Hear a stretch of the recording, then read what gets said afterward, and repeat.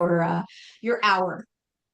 All right, so here we go. So let's talk about what diabetes actually is, because almost everybody knows somebody who's living with diabetes, but not everyone truly understands what the term means. So diabetes refers to a group of medical conditions that are all related, and they share a key feature, and that is problems with the body's ability to regulate blood sugar. So either the body doesn't make enough insulin, and insulin is the hormone that, or a hormone that regulates blood glucose, or the body can't use the insulin that it produces, which results in high levels of sugar circulating in the blood. Now, throughout the seminar, I'm going to use the terms glucose and sugar interchangeably. So, blood glucose, blood sugar, they mean the same thing. And what glucose is the energy that our body runs off of. So, when you eat food, primarily carbohydrates, but proteins as well can break down to glucose if your body doesn't have enough energy. So as your body digests carbohydrates, they break down into smaller and smaller molecules. The last resulting one is glucose, so a single unit of sugar. And that is what your body thrives on, what it runs on. Everything from your physical activity to your organs need glucose. Your brain uses between 20 to 25% of the glucose that you ingest every day. So we need glucose from sources, from food sources. And anyways, more about that later. Okay, so let's look at the main categories of diabetes. So when I was a kid, the vast majority of cases of diabetes were type 1. 95% of cases of diabetes were type 1. Now, this is an autoimmune disease. Okay, type 2 is not an autoimmune disease. Type 1 is, and it's typically diagnosed at a younger age. There were at least a couple of classmates of mine who had type 1 diabetes, and a friend from church, and there were many in my circle. So typically you're diagnosed under 30, although there are rare cases where someone over 30 can be diagnosed. So in this case, the body's immune system attacks and destroys the cells that make insulin, and those cells are in your pancreas. So the pancreas cannot produce insulin, which means that insulin that needs to be taken exogenously. So insulin injections are required to manage this condition. Now, the other 5% back in the day were type 2 diabetes, but today those are reversed. Today, 90 to 95 cases of diabetes are type 2, and only about 5% are type 1. And type 2 diabetes is considered a lifestyle disease, not just, it's not an autoimmune disease, it's a chronic disease. Let's get that up on the screen, where the body is producing insulin, but the cells are not responding to it.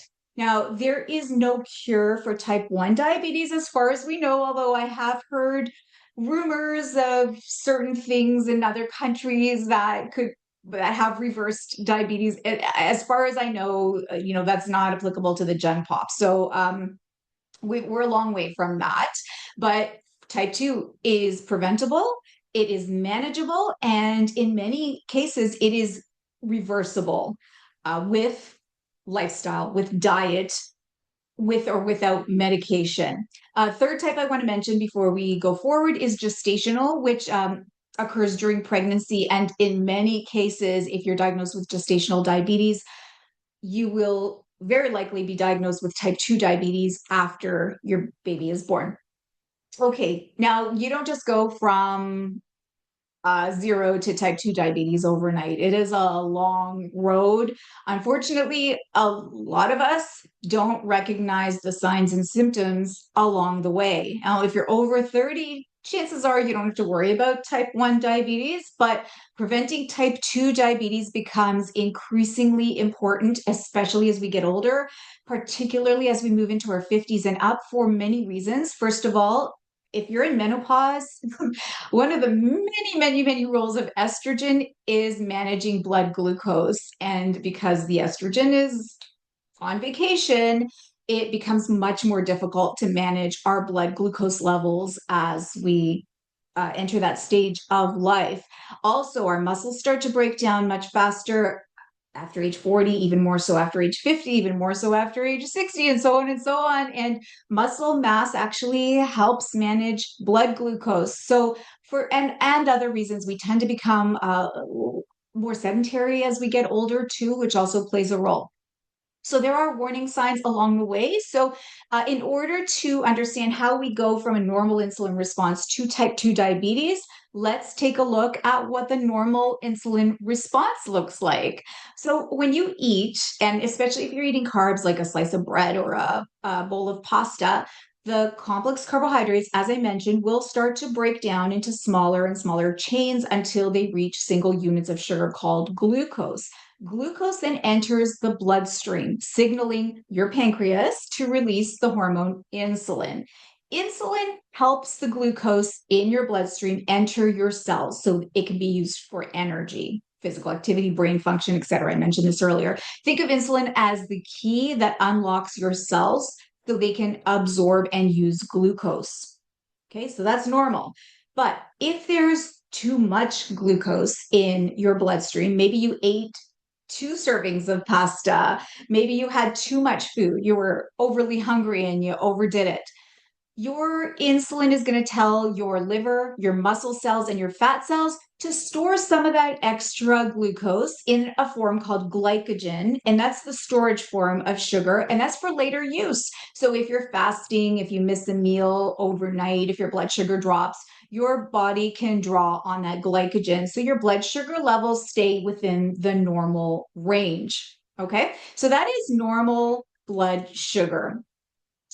Now, an abnormal insulin response is what we call insulin resistance. And this is the first stop on the road to type 2 diabetes. A lot of Canadians and Americans are living with insulin resistance, about 15%. Maybe probably more actually. That's what we're seeing statistically, but it's probably much higher than that. So the problem here is that it's largely asymptomatic. But if you're aware and in tune with your body, you might be able to recognize the signs. So what's happening here is, let's say, again, you had 2 servings of pasta on a regular basis. You're doing this all the time, or maybe you're a constant and chronic snacker. You know, there are a lot of people who prefer to graze instead of the 3 square meals a day. So meal, snack, snack, snack, meal, snack, and they snack right into the evening.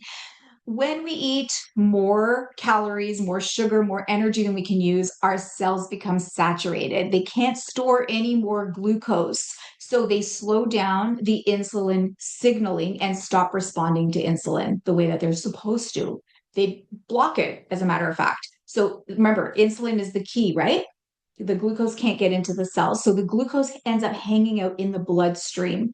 So your blood sugar level goes up and this can be dangerous. So the pancreas tries to compensate by making even more insulin. Now, this is what we call hyperinsulinemia. And over time, your blood glucose levels keep rising, and your cells just continue to resist it. This is insulin resistance, the first step. Some of the signs, if there are any, because it's usually symptom free, you might notice that you're having more carb cravings at this stage. So you're hungrier more often because you're never satisfied. Your glucose isn't getting inside your cells. It's just floating around your blood. So you still feel hungry and you might have cravings. And of course, you're not having cravings for chicken salad. You're craving bread, cereals, ice cream, pasta, cookies, chocolate, donuts. You're craving carbs. You're going to have ups and downs. You got an energy spike followed by a crash 1 or 2 hours after a meal, or you might get really fatigued in between meals. You may also be noticing that there's fat storage in certain areas. First of all, viscerally around your belly area, which is the most dangerous place to store fat, because when you have fat storage in your belly area, it causes more inflammation. It's associated with high blood pressure, high cholesterol, low good cholesterol, and high bad cholesterol, arthritis, and anything else related to inflammation. Okay, what else? But hormonally, where we store fat is an indicator of what our hormones are doing. So you may also notice that you're storing fat in the bye-bye arms and in your upper back. Those are signs to look for as well. Brain fog, for a lot of reasons, some of them to do with the microbiome, but you might notice that you're just not as clear thinking as you were before. If you're getting your blood sugar measured, the blood tests are not accurate at this point. So many people who have insulin resistance, they're not diagnosed because the blood sugar tests aren't, or pardon me, diabetes tests aren't really showing any indication. But you might notice that you have some skin darkening around your neck. And I'm seeing this in a lot of people nowadays. So it's a sign. It just kind of appeared out of nowhere, they think, they think they can wash it off. Maybe it's just makeup, but it can come and go. Skin tags are another sign of this too. And if you are getting regular blood work, you may notice high triglycerides and low HDL at this stage. So as I mentioned, the blood tests look normal. So the fasting glucose, A1C, post-meal glucose test, the GTTs, they can look normal at this stage. Now, the next stop on the road to diabetes is pre-diabetes, and this is a more serious stage, and this is major warning signs here. So at this point, if I'm seeing these signs in my clients, I'll be like, I'm going to stay on the phone and listen to you calling your doctor here. I need you to make an appointment right this minute.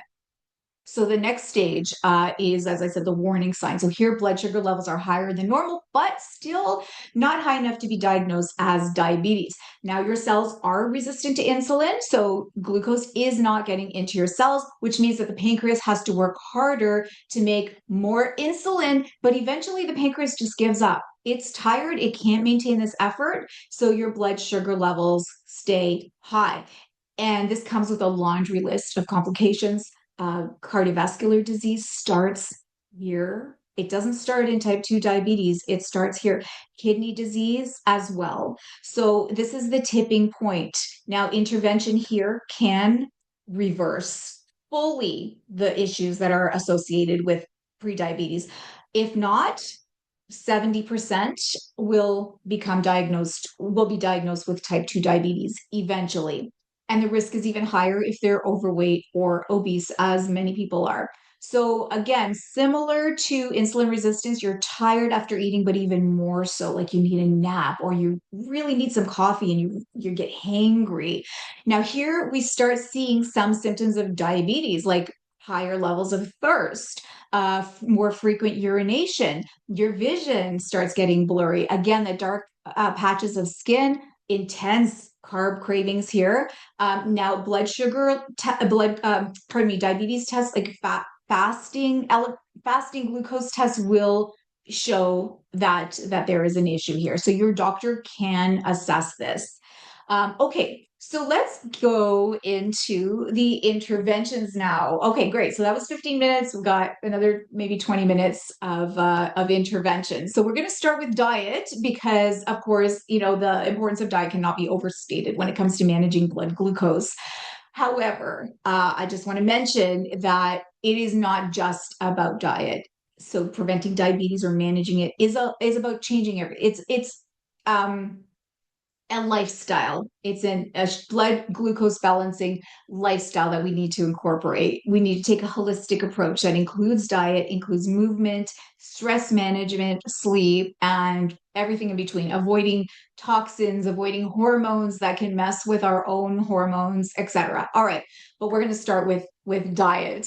Now, you've heard of the GLP-1 agonist drugs. Everyone's talking about Ozempic, right? It's all over the news. The celebrities are losing lots and lots of weight because they're taking these drugs. And being thin is in again now. Who knew? I really was not prepared for that, and so quickly too. These drugs seem to have come out of nowhere, although they have been around for a long time, but they are very successfully treating diabetes, and also they're being used for weight management, and very, very successfully, as long as you stay on the drugs. Now, we're not going to dive in too deeply to these right now because we don't have time in this particular session. There is lots of information on the website about GLP and more coming, and there's going to be extensive information included in the course. So if you're already in our program, stay tuned for an announcement. Some of our courses have been updated, and there's extensive information on GLP-1 drugs in our courses now. You have access to the updated versions as well. So wait for that one. Okay. So there's lots of these drugs now. Semaglutide, which is Ozempic, tirzepatide, which is Mounjaro, in different drugs are suitable for different bodies. So that's something to address with your doctor. But did you know that your body also makes GLP-1? And I am obsessed with this information because I think it's life changing for me and for my clients. There are foods that can trigger GLP-1 natural versions. Now, of course, not in the same way as the drugs. The drugs will amplify and prolong the effects, but and your body will make them. In the short term, they have a more short term effect and a milder version. But you have to eat multiple times a day, which means that you can access this GLP-1 multiple times a day by eating certain foods. So what these foods will do is they will activate receptors in your gut that trigger GLP-1 release. So that's the goal here. They feed beneficial gut bacteria like Akkermansia, which you may have heard of. Akkermansia produces short chain fatty acids, pardon me, that naturally boosts GLP-1 secretion. So feeding Akkermansia is another priority. They also reduce inflammation in the gut that allows GLP-1 producing cells to work better. And the result is that you have more GLP, which will slow down how quickly your stomach empties. We actually want stomach emptying to slow a little bit because that gently releases food into the intestines, causing a more gradual rise in blood sugar instead of this fast spike usually followed by a crash, and also more gradual insulin release, and then the result is more stable blood glucose. So how do we do this? All right, the first most important thing to talk about here is protein. Now, I know most of you thought we were going to talk about carbs first, because carbs, of course, go hand in hand.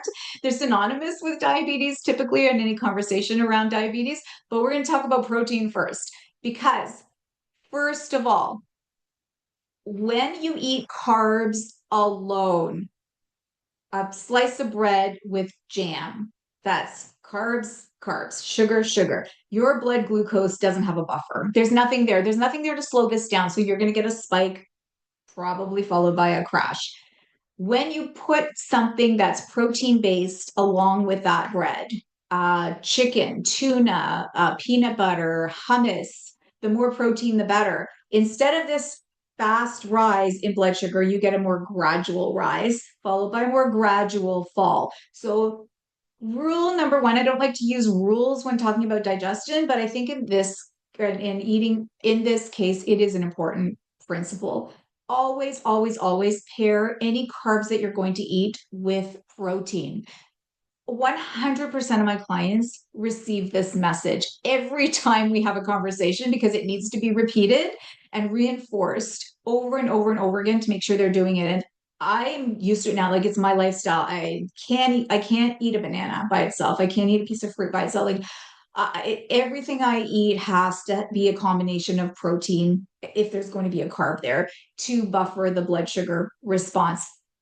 So we want to aim for 20 to 30 grams of protein at every big meal of the day. And the older we get, the more protein we need. So if you're young, 20 is good. If you're, in your 40s, 25 is probably good. If you're in your 50s and up, 30 per meal, which is a big ask. It's hard to get all that protein in each meal, but it's imperative that we do. For other reasons aside from blood glucose, but blood glucose is it needs that protein. Okay, now with snacks, same thing applies. We think we can get away with a snack here and there, a granola bar or a piece of fruit. No, the time between meals is really important actually. When I was going through my first nutrition studies programs, I was a big believer in grazing, and I thought, meal snack, meal snack, meal snack was really important so that you never really feel hungry and then you never overdo it at your next meal. But we've learned, first of all, learned so much about how blood sugar works since then. And secondly, as I said, the rates of type 2 diabetes have skyrocketed since I studied nutrition. So we have to be more careful. We need to give our blood glucose and our insulin response time to normalize. And the opportunity to do that is between meals. Whenever possible, it's best to avoid eating between meals. Have one meal, let your insulin normalize, then have another meal a few hours later, followed by a third meal. Now, every body is different. Personally, I need breakfast and lunch, and I'm good with nothing in between. But I can't go from lunch to dinner. If I do, I'm absolutely ravenous at dinner and I overeat, feel uncomfortable because digestion is not so good at the end of the day, etc. So I need 4 meals a day. So I'll have a big breakfast, huge breakfast, biggest meal of the day, and that's ideally what you want to do. Medium lunch, a pretty hefty snack, and then a smallish dinner.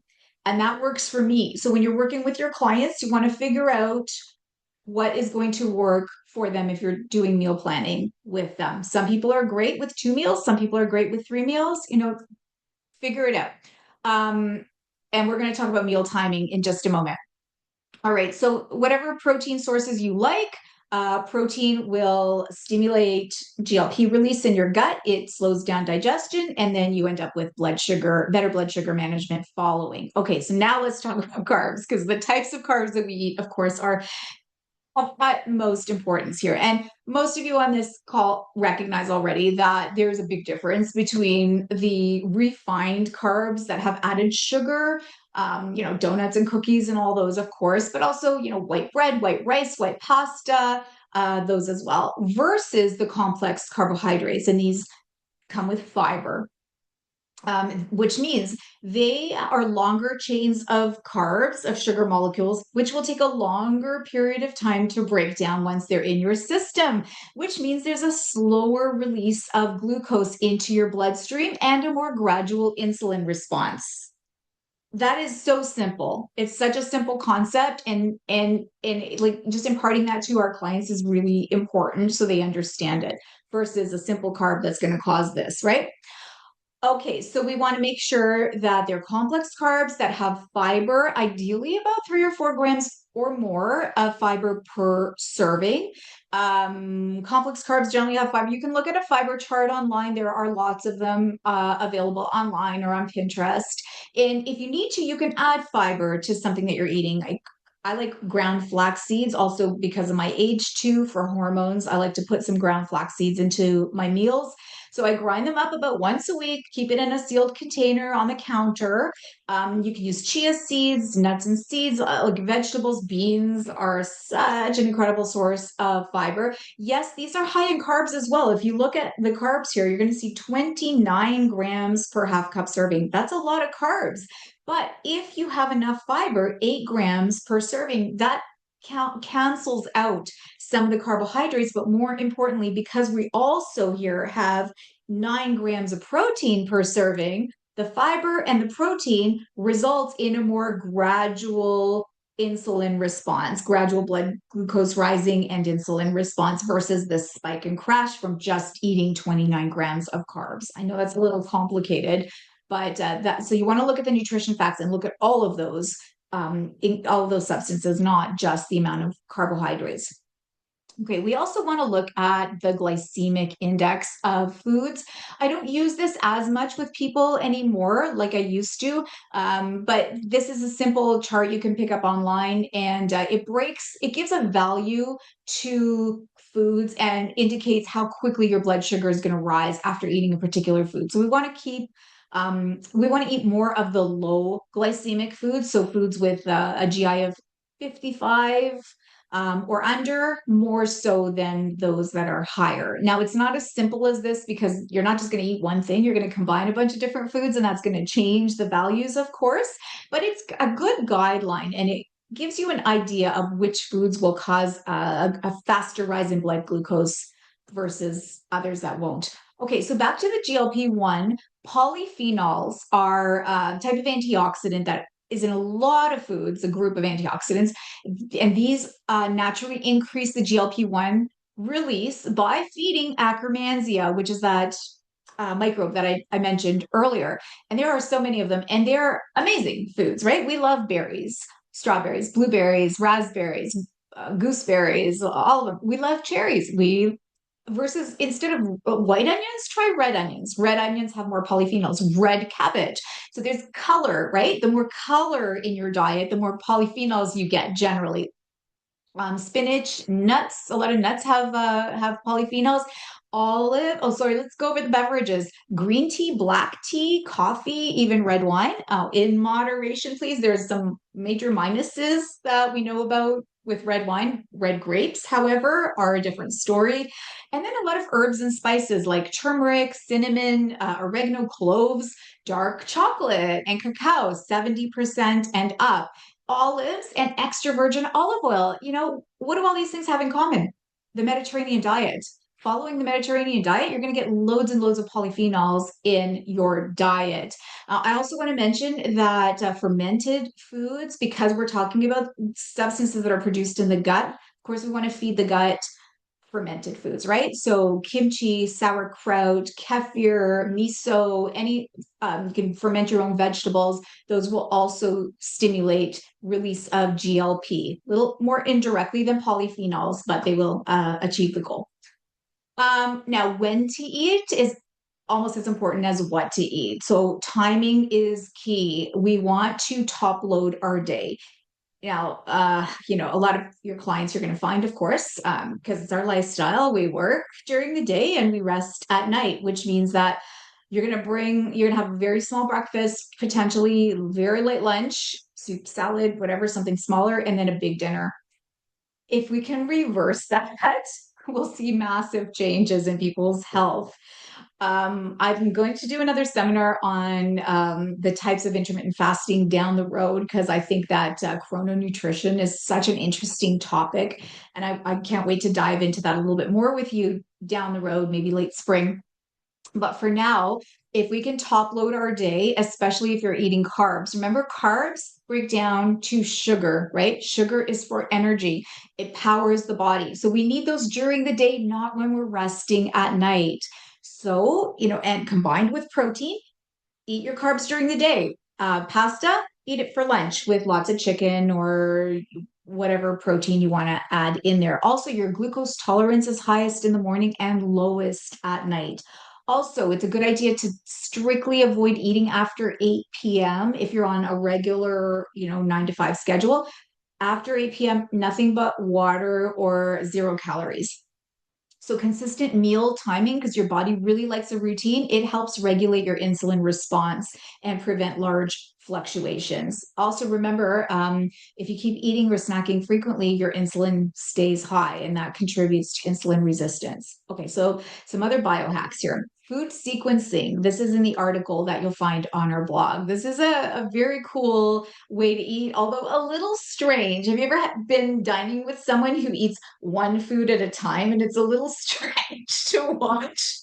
So maybe I don't recommend it when you're with other people or at a restaurant on your own.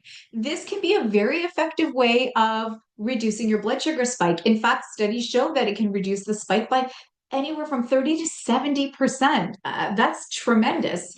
So you want to eat your fiber-rich veggies first, which is normal for most of us, right? We'll eat our salad first. So your leafy greens or broccoli or zucchini or asparagus, eat that first, followed by your proteins and fats. So your meat, eggs, tofu, nuts, cheese, whatever is there, yogurt. And then the last is your starches and sugars, rice, pasta, bread. So now that is, again, a little weird, right? So it would be like salad, followed by, say, a chicken breast, followed by potatoes.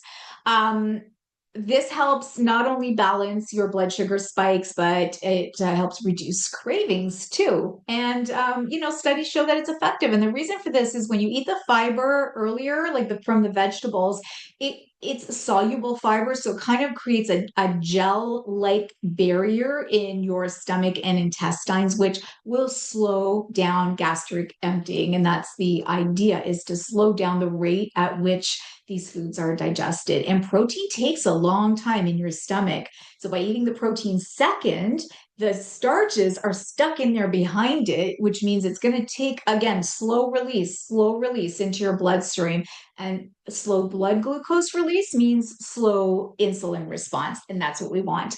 Another cool trick is cooling starches. This is also in the article. So if you like white potatoes and white rice, but you don't like the fact that they raise your blood sugar levels, here's a trick that can help reduce the sugar spike by, again, at least 30%. This is cool. So the idea is to cook them, but instead of eating them right away, you want to put them back in the fridge or into the fridge for ideally about 24 hours. So tonight, cook your rice or cook your potatoes, put them in the fridge overnight, and then tomorrow night, reheat them and eat them.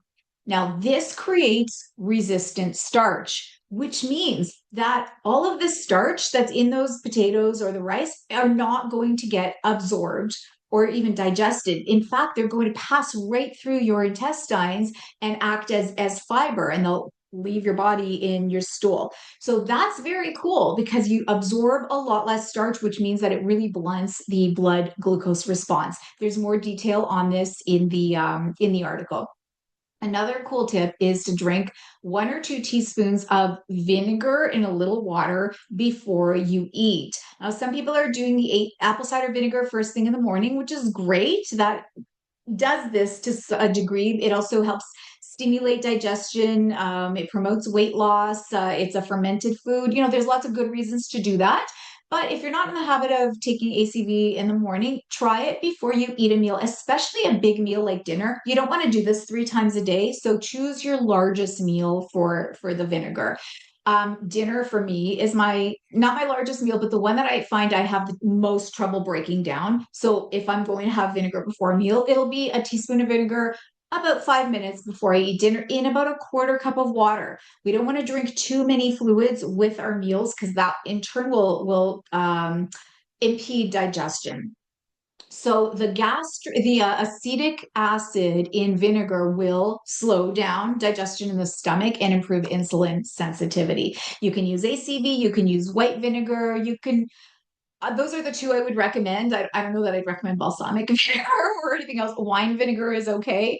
And again, don't overdo it because you don't want to hurt your stomach. But it's good to do, once in a while if you need that support. Now, physically, we want to incorporate some type of movement, and any type of movement has a beneficial effect on blood sugar levels, especially if you perform that movement after eating. Now, there's a lot of talk about fasted exercise in the morning, and sure, if you can do it, that's great for weight loss, especially. But for balancing blood glucose, eat, move. Eat, move, eat, move, if possible, even if it's just a couple of minutes. And if you can only pick one, the ideal is after dinner. After dinner, when again everything slows down at the end of the day, and your blood, it's the hardest time of day to balance blood glucose. So at the end of the day, if you can even incorporate 10 minutes of movement, like a short walk, or just put on a video and do something that's kind of, moderately paced within 30 minutes after eating, this is ideal for balancing blood glucose. And more recently, we've learned about something called soleus push-ups. And you can see what they are in the image here, where you're sitting in a chair, and you can do this right now. Sit in a chair and just raise your calves. That's it. You're just contracting your calves by raising and lowering your feet simultaneously. This is so interesting. And I hadn't even heard of this until a few months ago. The soleus muscle, which is in your calf, is the power. It's rich in mitochondria, which is known as the powerhouse of your cells. And in doing this type of exercise, it doesn't your soleus doesn't store glycogen like other muscles do. It uses glucose directly from the bloodstream. So if you can do soleus raises between meals, then your body is going to use blood glucose that's in your bloodstream right away. Now, the longer you do them, or the more often, or the more you do, the better the effect. But even if you can only do a few minutes, like say 5 minutes, which I have to say is a lot, maybe do a couple minutes, take a break, do a couple minutes more, take a break, or just every time you think of it, set an alarm on your computer or on your watch to squeeze in a few soleus push-ups, as they're called, throughout the day. Now, we can't talk about blood sugar without talking about sleep, because even 15 years ago, we were aware, based on clinical research, that the less you sleep, the more insulin resistant you become. And I remember when I was the nutritionist for the Toronto Police Service, we that's when these studies were coming out, and there were two groundbreaking studies done on 25-year-old healthy males that found that even depriving them of 4 hours of sleep, so they only slept 4 hours, within a week they were insulin resistant. When they kept them up all night, like a lot of us did in our younger days, 24 hours without sleep, they were insulin resistant the next day. Now, this happens for a lot of reasons. Your appetite hormones get all messed up.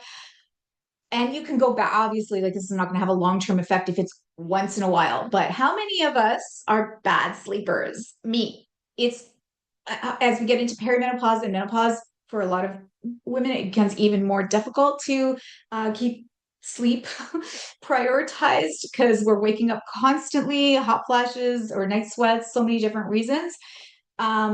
And some of us just have too much on our minds, and we're up in the middle of the night for 2, 3 hours. Sometimes, whatever factors, the dog's jumping on the bed, whatever is keeping you up, it is affecting your blood sugar. So prioritizing sleep, doing whatever you need to do to make sure that you have more quality sleep, and increasing the quantity whenever you can, is going to be key. And then managing your weight. Now, we know this already. Reaching your desired body weight can improve how your body manages your blood sugar. When you're overweight, it makes it harder for cells to respond to insulin.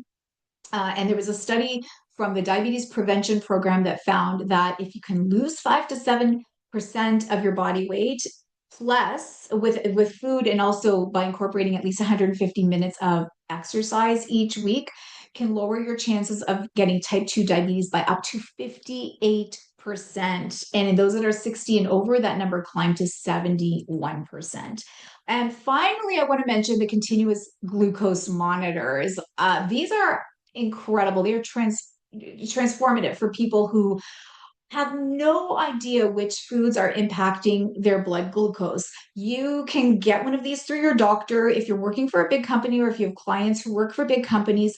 A lot of them now are sponsoring glucose monitors. They'll give you one if you can get a doctor's prescription or a note from your doctor, or you can buy them online. They sell them online or at your drugstore for as little as $99, which I think is worth every penny, because even just wearing these once in a while, it will tell you, you put it on your arm. It reads your glucose levels in real time from the interstitial fluid just under your skin, and it's connected usually to your phone or to an app. And it'll send you glucose readings every 1 to 5 minutes. So you can see exactly how foods are affecting your blood sugar levels. So if you ate blueberries and you suddenly feel a little lightheaded or tired or super energized, it will tell you what your blood sugar is doing. So I think this is amazing to have and to recommend to clients, and even for ourselves. It's biofeedback in real time. And eventually we'll have these on our phones, so we won't have to buy anything extra. Or it'll be on our Fitbit or something, but the tech is not there just yet. Okay, so not too bad. 1:42 my time. So before we wrap up here, think about everything that I mentioned today. Is there one thing that you can incorporate starting today? Whether it's eating more earlier in the day, less at night, adding protein to every meal and snack, maybe having longer breaks between meals. So please take this into consideration and listen carefully to your clients' symptoms. Stay open to any signs or symptoms of insulin resistance, because again, most of them, I find in my experience, are completely unaware. that the symptoms that they're complaining about have anything to do with their blood sugar, and they're resistant to going to see their doctor. So I hope you learned something today. Thank you so much for joining us. Now, before I open the floor to Q&A, I just wanted to again remind you, we have a monthly newsletter with lots of fun articles. So if you want to sign up for that or check out our blog, you'll find all of this information on healthcoachcollaborative.com. Also, if you're new here, you may not be aware that we actually train people to become natural nutrition coaches. You can take full programs or individual courses. If you're already a practitioner, there might be a course in there that will help enhance your practice. So check us out when you have an opportunity. Okay, so I'm going to open the floor to Q&A now. If you've got to run, thank you so much for joining. Heather will be sending out the recording of this session in the next couple of days. And I hope to see you guys at the next session, which will be, I think, later on in February. All right, so floor is open. You can unmute yourselves or answer type your question into the chat. All right. Any questions? I have a question. It's Lucy here. Hi, Lucy. Hi. I like to get into the details of, so regarding what is blocking insulin from doing its job at the cellular level, is there anything aside from what you've talked about here that can be done at the cellular level? Like, I'm looking at insulin resistance and trying to understand, what's happening there, Yeah. and what. Okay. So I guess that it's a sort of a broad but detailed question about what's actually happening in the cell that can be improved to get the insulin to actually work again. Yeah. So at this stage, when you want to dig deeper with your clients and you are introducing these interventions, which are the first line of approach, of course, right? This is the first thing you do. As your clients are incorporating these lifestyle and dietary changes, then you want to start addressing the liver. The liver, as you know, controls everything, and it plays a role in insulin signaling as well. So what I would do next stage with clients is incorporate a liver cleanse. So we would introduce the usual lemon and water, a little acidity, supporting digestion at the same time. Then we'd go deeper, perhaps a milk thistle or berberine, or uh, dandelion, whatever is most suitable for them at that time, to support the liver as much as possible, to ensure that no, supporting the pancreas. See, look, this is the thing, right? We're taking a holistic approach. So my mind is going, like, there's so many different areas in the body that we want to support simultaneously. I don't think I'm answering your question, but how about if I can you just type your email address directly to me, and I will clarify and send you the information following the session. Sure, thank you. I Okay, know thank it you. was a tricky question. Sorry. It's just like it's a big answer, and I don't know Yeah. how to simplify it for the next couple of minutes in Well, case there are yeah, some I've other been questions. trying to find that deeper level understanding, and okay, I'll send you the Mhm. email. Thank you.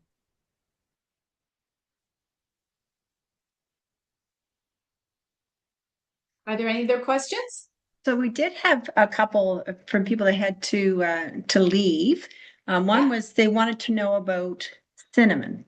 Oh, So they yeah. heard it could potentially balance blood sugar. Yeah, cinnamon, especially Ceylon cinnamon. Now, this has been known about for quite a while.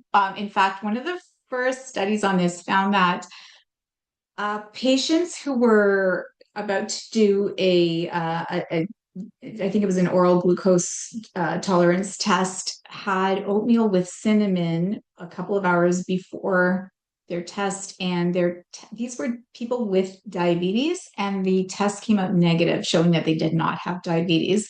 So adding cinnamon blunted their blood glucose response, which is very, very interesting. Now, this is not conclusive, so it sometimes works, it sometimes doesn't. We know that the effect with Ceylon cinnamon is more effective, and it doesn't hurt at the same time. So you can sprinkle cinnamon on your food, in your tea or coffee, or on some, something that you're eating, and it will help. It does not mean it's necessarily going to reverse your symptoms of diabetes or balance out your blood sugar, but it doesn't hurt to try. Thanks for that question, Heather. And there was one more, and unless somebody else has a question, and that was what dietary supplements can help with blood glucose management, or can any of them?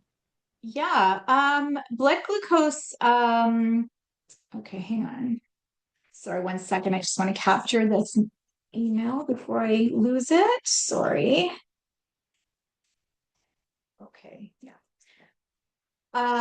Yeah, berberine is the one that is being recommended right now. Berberine is very effective, and it's when it first was in use, it was usually through a naturopathic doctor or through a medical doctor. It can lower fasting glucose, it can improve insulin resistance, it can improve fat metabolism, all very positive. Most clients who have taken berberine find that it's very effective. At the same time, it is a harsh herb to take, and it can cause quite a bit of digestive distress, nausea, quite a lot of side effects in some people. So you can get it anywhere now. Even Costco, I believe, sells berberine, which I obviously, don't recommend buying supplements at Costco. Go to a health food store, speak to someone there about how to take it appropriately. But it is it's worth trying, being aware of the potential side effects. So ease into it if you're trying it yourself or you're recommending it, and keep an eye on your blood glucose as you are taking berberine. Another one that's been used for decades is chromium, especially chromium picolinate. This is recommended for those who are experiencing cravings. Chromium picolinate can reduce fasting blood glucose. It can reduce the HbA1c. And if I find with clients who don't have cravings, it doesn't seem to do anything for them. But if they do, they've noticed that they're not craving anymore, especially between meals, which is nice because that gives their insulin an opportunity to normalize, and it's definitely a step forward. It doesn't really interfere with your mineral balance as some minerals do if you're taking them, out of the grouping or out of a natural food. So that's a nice one. You also get chromium in black pepper. You get it in whole grains too. So again, it always goes back to the diet. Like no matter what, it always goes back to having that balanced diet with the complex carbohydrates, lots of fiber, the nutrients that will feed GLP or feed your gut so that it can release GLP, and then especially adding protein to each meal. If you can get all of those on track, then you'll see a big change in your blood glucose, even without supplements. All right. So if that's all the questions, I guess we will wrap it up for today. Heather, did you have anything else you wanted to mention? No, actually, the chromium tripiclinate I've actually taken before, and the one thing I really loved about it is they're tiny little pills, because a lot of our supplements are so big. So they're for people that have issues swallowing. They're it's great because they're very small, but they also are very effective for craving. Yeah. Yes, good. Thank you for that. All right. Well, thank you to all of you for sharing some time on your Friday with us. And we hope to see you again at the next seminar. Have a great weekend, everybody. Bye. Thank you. Thank Bye-bye. you.